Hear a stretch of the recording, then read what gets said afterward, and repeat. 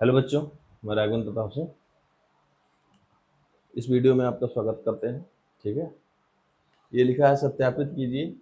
कल हम सब लोग प्रश्नावली 2.2 तक कर चुके थे, 2.2 का तीसरा कर चुके, तीसरे का चौथा कर चुके थे। ठीक है, ये पांचवा है। तो ये क्या था, सत्यापित कीजिए कि दिखाए गए मान निम्नलिखित स्थितियों में संगत बहुपद के शून्य हैं। ठीक है, तो हमने क्या बताया था कि संगत बहुपद का शून्य का मतलब क्या होता है कि x की वैल्यू, अगर कोई भी x की वैल्यू या चर पद की वैल्यू रखी जाए जिससे पूरा पूरा बहुपद जो है शून्य के बराबर हो जाए, तो उसे हम क्या कहते हैं, उस बहुपद का शून्य कहते हैं। तो चेक करते हैं, यहाँ पर x बराबर 0 रखोगे तो ये p0 बराबर कितना हो जाएगा, 0। ठीक है, अतः हम कह सकते हैं, अतः x बराबर 0 बहुपद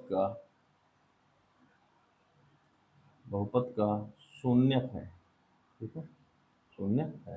यहाँ x बराबर दिया है तो पी एक्स बराबर रखो -m/l।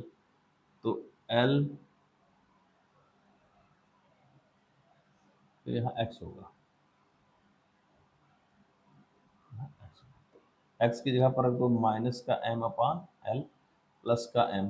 l से l कट गया, ये हो गया माइनस का m प्लस का m, ये कट गया, हो गया 0। ठीक है, अतः लिख दो यहाँ, अतः x बराबर -m/l बहुपद का संगत शून्य है।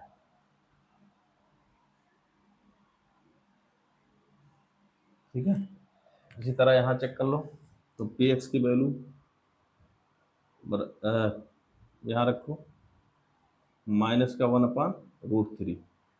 तो 3x की जगह पर रख दो -1/√3 का स्क्वायर -1, तो ये हो जाएगा 3। और किसी भी नेगेटिव नंबर का अगर आप वो करोगे तो कितना वर्ग करोगे तो कितना आएगा, 1। और √3 का 3 और माइनस का 1, √3 से √3 कट गया, 1 - 1 मतलब 0। तो कह सकते हैं अतः x बराबर -1/√3 बहुपद का शून्य है।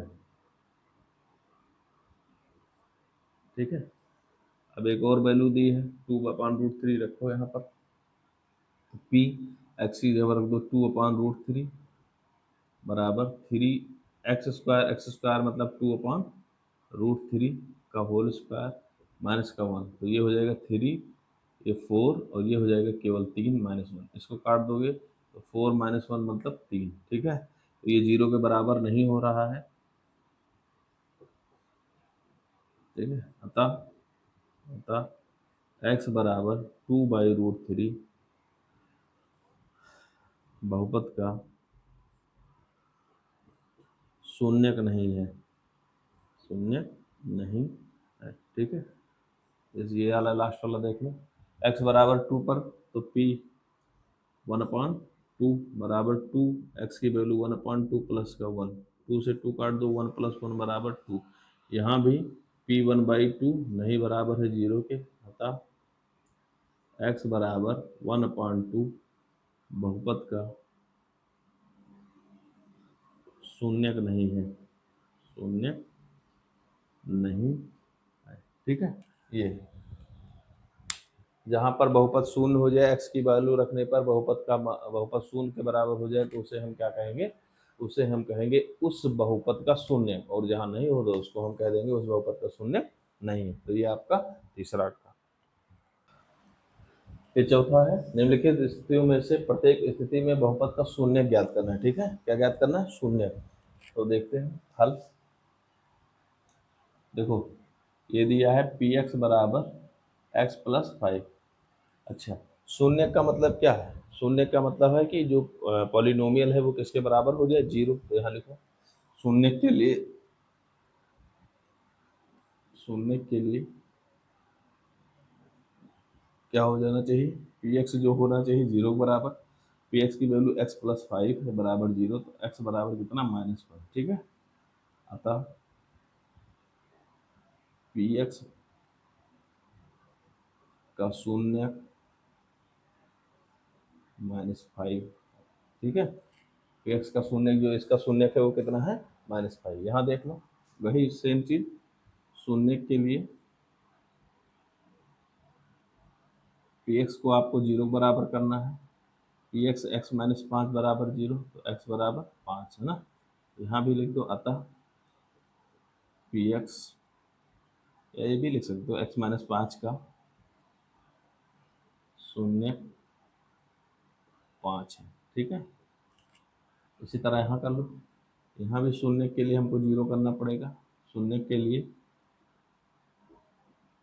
तो पी एक्स बराबर 2x प्लस का 5, पी एक्स को क्या कर दो 0 बराबर, तो 2x प्लस का 5 किसके बराबर 0, तो 2x बराबर माइनस का 5, और x की वैल्यू निकाल लो, x बराबर -5/, ठीक है।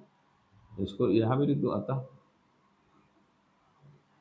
पी एक्स 2x प्लस 5 का शून्य क्या है -5/2, ठीक है। ये आपका हो गया।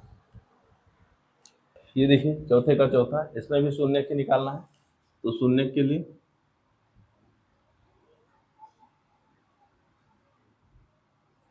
पी एक्स को क्या करेंगे 0 के बराबर, मतलब 3x माइनस 2 बराबर 0, 3x बराबर 2, तो x बराबर 2/3, ठीक है।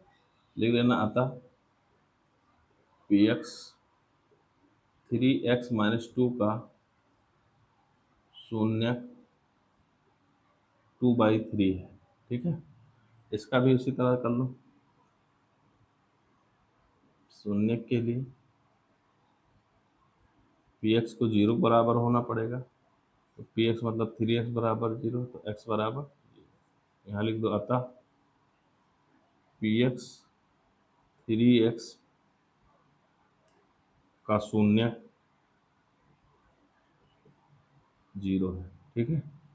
ऐसे यहाँ जब ये लिख लिया शून्य के लिए, शून्य के लिए पी एक्स को कर दो 0 के बराबर, ए एक्स बराबर 0, यहाँ कहा है ए 0 बराबर नहीं होगा, ए 0 बराबर नहीं होगा तो इसका मतलब क्या होगा एक्स 0 बराबर होगा, ठीक है। एक्स क्योंकि ए डज नॉट इक्वल टू 0, ठीक है। अतः पी एक्स ए एक्स का शून्य क्या हो जाएगा 0, ठीक है। यहाँ देख लो, यहाँ भी शून्य के लिए